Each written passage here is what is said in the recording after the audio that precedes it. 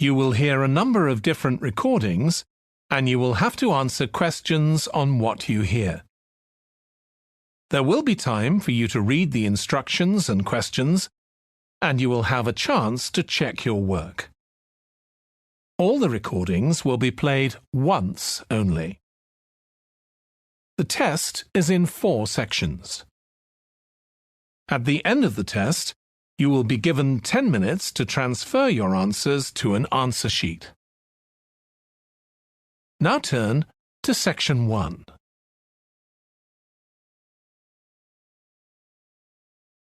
Section 1. You will hear a woman phoning the secretary of a cycling club to find out about becoming a member. First, you have some time to look at questions 1 to 6.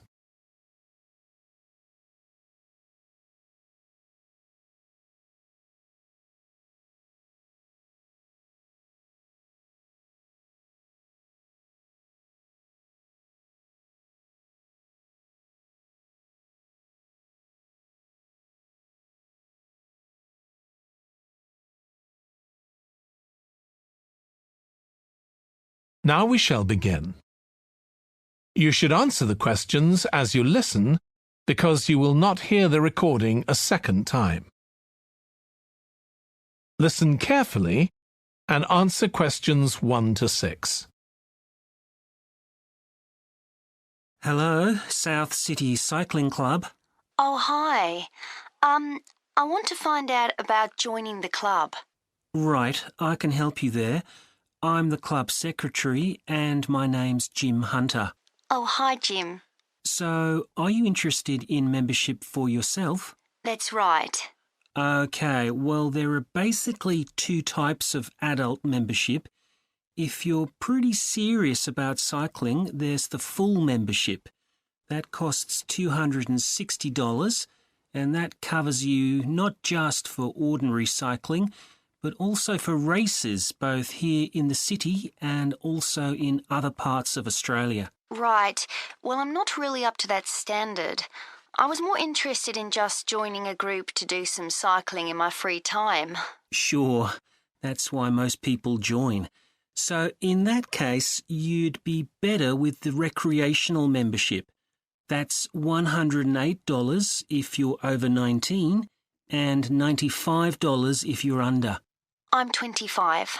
Okay, it's paid quarterly and you can upgrade it later to the full membership if you want to, of course. Now, both types of membership include the club fee of $20. They also provide insurance in case you have an accident, though we hope you won't need that, of course. No. Okay, well, I'll go with the recreational membership, I think. And that allows me to join in the club activities and so on? That's right. And once you're a member of the club, you're also permitted to wear our kit when you're out cycling. It's green and white. Yes, I've seen cyclists wearing it. So can I buy that at the club?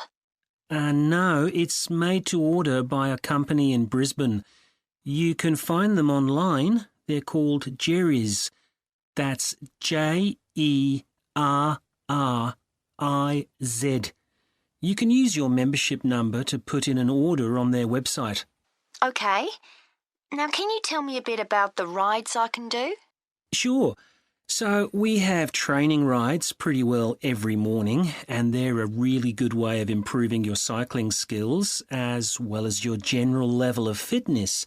But they're different levels. Level A is pretty fast. You're looking at about 30 or 35 kilometres an hour. If you can do about 25 kilometres an hour, you'd probably be level B. And then level C are the novices who stay at about 15 kilometres per hour. Right. Well, I reckon I'd be level B. So when are the sessions for that level? There are a couple each week. They're both early morning sessions.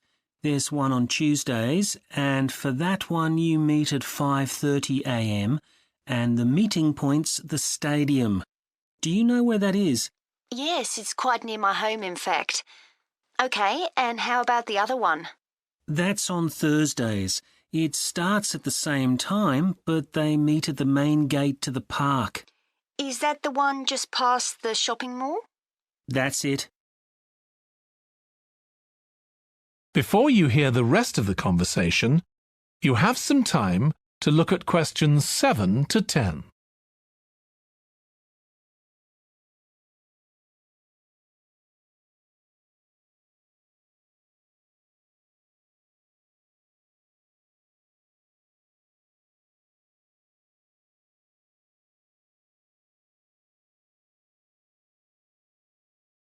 Now listen and answer questions 7 to 10. So how long are the rides? They're about an hour and a half, so if you have a job, it's easy to fit in before you go to work. And the members often go somewhere for coffee afterwards, so it's quite a social event. OK, that sounds good. I've only just moved to the city, so I don't actually know many people yet. Well, it's a great way to meet people. And does each ride have a leader? Sometimes, but not always. But you don't really need one. The group members on the ride support one another anyway. How would we know where to go? If you check the club website, you'll see that the route for each ride is clearly marked. So you can just print that out and take it along with you. It's similar from one week to another, but it's not always exactly the same. And what do I need to bring? Well, bring a bottle of water and your phone. You shouldn't use it while you're cycling, but have it with you. Right. And in winter, it's well before sunrise when we set out, so you need to make sure your bike's got lights. That's OK. Well, thanks, Jim. I'd definitely like to join. So what's the best way of going about it? You can... That is the end of section 1. You now have half a minute to check your answers.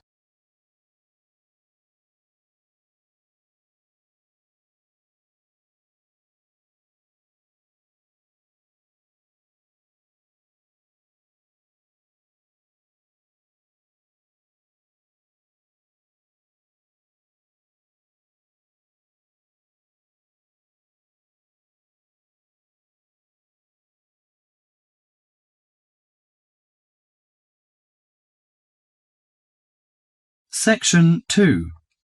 In this section, you'll hear an introduction about ancient architectures. First, you have some time to look at questions 11 to 20.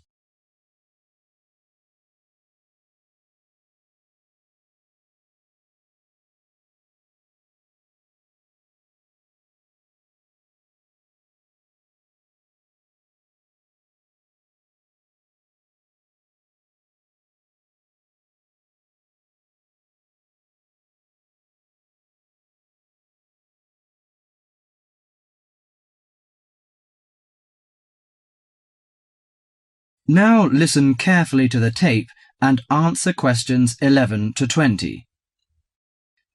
The architecture of the ancients often reflects the ideas and beliefs of that time. Some of the ancient structures can give us a glimpse into the minds of the people who built them. Now, Professor Francis is going to talk to us about ancient architecture. No story is more interesting or impressive than the story of architecture, and in particular the activities of human beings in the art of building. Let's have a look at this in some detail. Did you ever visit the pyramids? Look at this picture, please. The pyramids in Egypt are true wonders of the ancient world. Khufu's pyramid is a stunning 138-metre-high mass of 2.3 million stones, each weighing about 2.5 tons. It was built to geometrical perfection over 4,500 years ago, with simple stone and copper tools. It was so far advanced that some have suggested it was designed by aliens. Actually, there is an astronomical significance to the perfect precision of the pyramids. By using 2 stars that circle the sky polar point, Egyptian astronomers were able to arrange the pyramids due north. This was done because they believed the king's afterlife and the stars were closely related.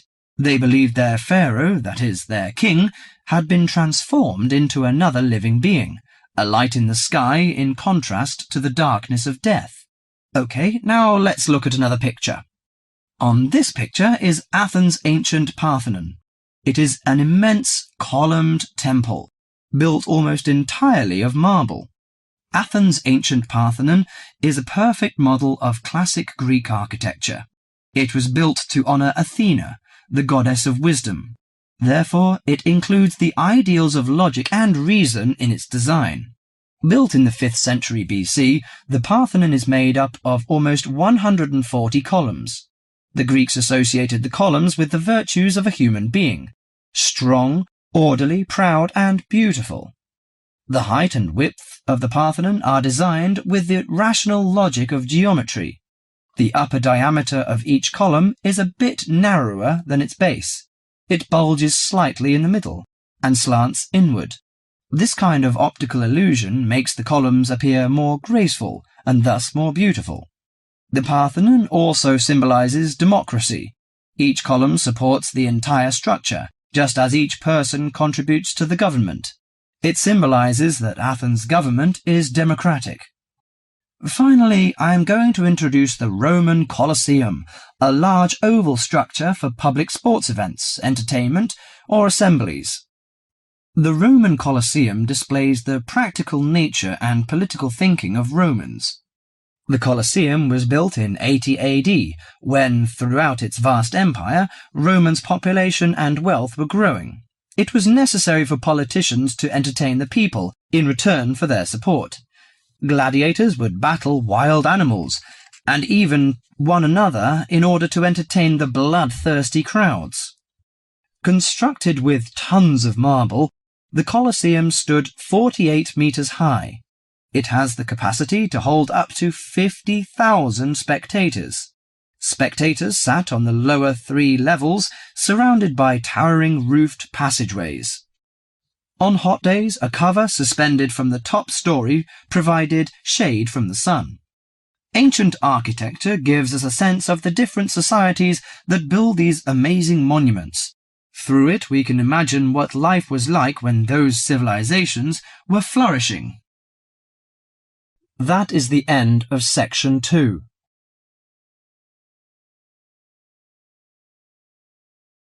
You now have half a minute to check your answers.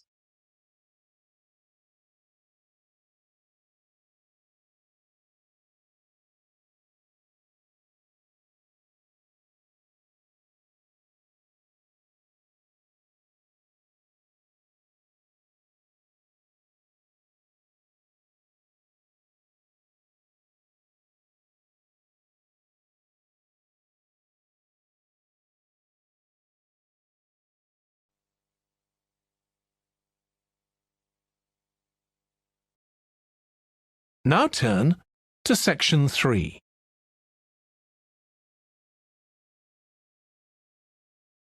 Section 3. You will hear a student called Russ consulting his tutor about a presentation he is preparing on nanotechnology, the study of materials on an extremely small scale. First, you have some time to look at questions 21 to 25.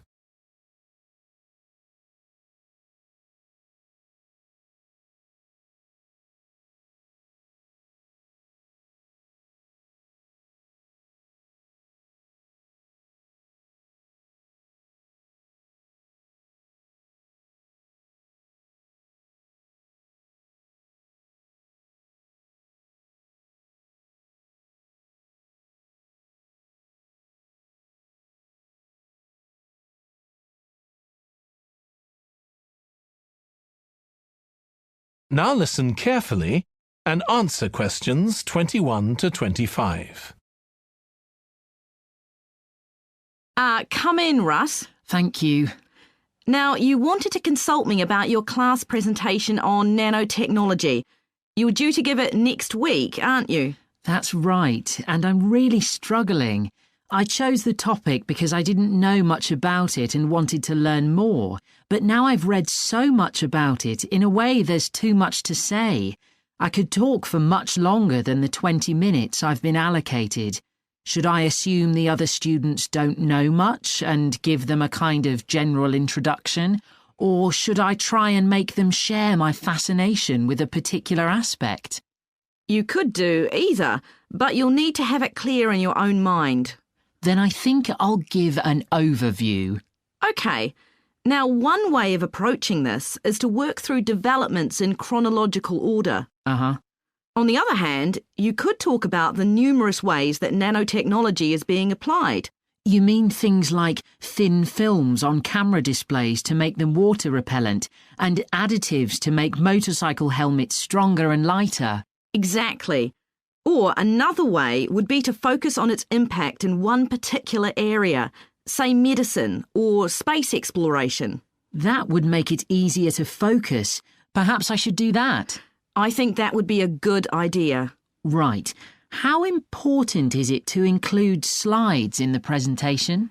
They aren't essential by any means, and there's a danger of tailoring what you say to fit whatever slides you can find. While it can be good to include slides, you could end up spending too long looking for suitable ones. You might find it better to leave them out. I see. Another thing I was wondering about was how to start. I know presentations often begin with, first I'm going to talk about this, and then I'll talk about that. But I thought about asking the audience what they know about nanotechnology. That would be fine if you had an hour or two for the presentation, but you might find that you can't do anything with the answers you get, and it simply eats into the short time that's available. So maybe I should mention a particular way that nanotechnology is used to focus people's attention. That sounds sensible. What do you think I should do next? I really have to plan the presentation today and tomorrow.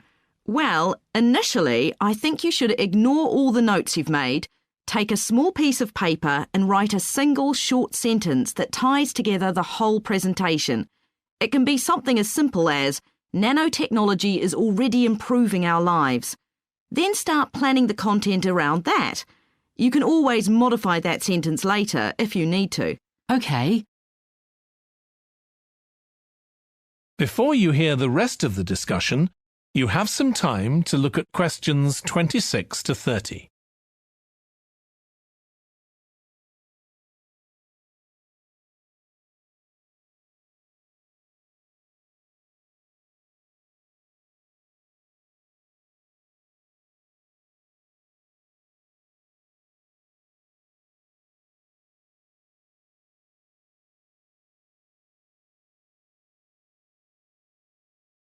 Now listen and answer questions 26 to 30. OK, now let's think about actually giving the presentation. You've only given one before, if I remember correctly, about an experiment you'd been involved in. That's right. It was pretty rubbish. Let's say it was better in some respects than in others. With regard to the structure, I felt that you ended rather abruptly, without rounding it off. Be careful not to do that in next week's presentation. OK. And you made very little eye contact with the audience because you were looking down at your notes most of the time. You need to be looking at the audience and only occasionally glancing at your notes. Your body language was a little odd. Every time you showed a slide, you turned your back on the audience so you could look at it. You should have been looking at your laptop.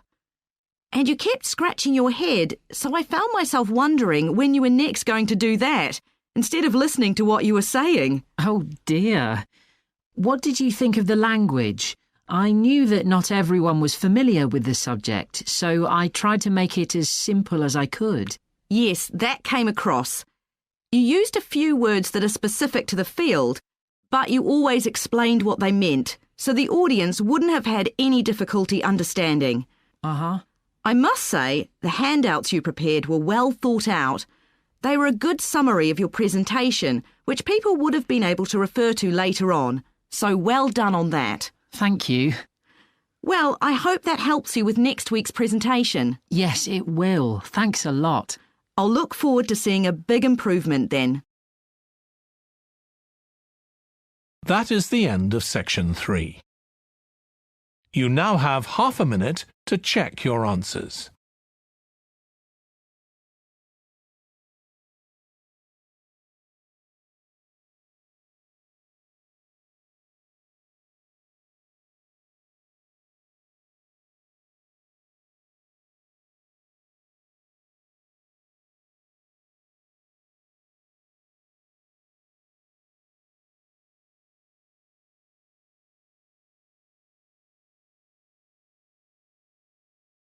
Section 4.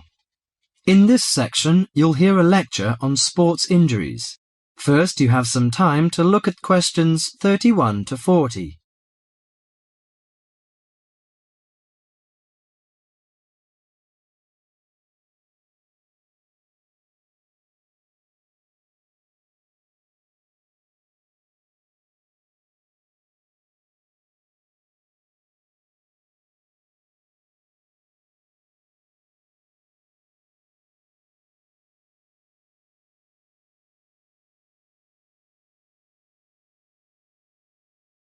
Now listen to the lecture carefully and answer questions 31 to 40. Morning everyone and welcome to our regular lecture on health issues. This series of lectures is organised by the Students' Union. It's a great pleasure for me to welcome Mr. David Greenbaum, a physician in sports medicine, to come along and talk to us today. Thank you. You may doubt what good sports medicine can do to non-athletes like you college students. According to public assumptions, sports medicine doctors deal only with sporting injuries. But actually, we treat general joint problems experienced by average people more than treating people who hurt themselves by playing sports. So, whether you're an athlete or not, a sports medicine physician can help you start off every day on the right foot. If you are a college athlete or a sporty person, you must stay at the top of your game. But how do you maintain best physical fitness? You should be under the watchful eye of your sports team physician. Sports medicine doctors offer total care treatment, such as customized workouts, immediate care of injuries, and surgery when needed. A sports medicine doctor's training falls within the specialty of orthopedic surgery. As such, it focuses on the cartilage, ligaments, and muscles involved in your body's movement. So, how do injuries happen? Most of us take for granted the intricate interactions of our bones, muscles, and ligaments until they are damaged. When injured, these tissues can degenerate, causing your joints to ache and feel stiff. Even ordinary daily movements such as walking and bending may cause a sports injury through overuse. Furthermore, the normal wear and tear on your body's tissue may become more taxing as you age. To prevent such problems, especially as you begin a fitness exercise, your sports medicine doctor offers total care. This includes X-rays to identify potential trouble spots. Afterwards, he helps you set an exercise routine that fits your body's present condition. Do you know your joints? Your body's most complex structural feature is its joints. Your joints allow you to grasp, twist, sit, and even feed yourself. Repetitive motions, however, may lead to chronic overuse of the soft tissue connecting bones at the joints. This overuse can result in injuries such as tennis elbow or even carpal tunnel syndrome. A more severe type of injury occurs when you lose your balance, thereby putting a joint under abnormal stress. Worse still, you could suffer a bone fracture. When a traumatic injury happens, effective medical care is crucial. Improper treatment of any joint injury can cause permanent loss of flexibility and reoccurring joint pain. As quickly as possible, the doctor applies ice packs to your injury. Ice deters swelling and inflammation, so you feel less pain. After keeping it iced for the first 48 hours after injury, the doctor begins therapeutic exercise of your wounded joint. Recently, a new treatment for degenerating joints has been developed, which is a product called orthokin.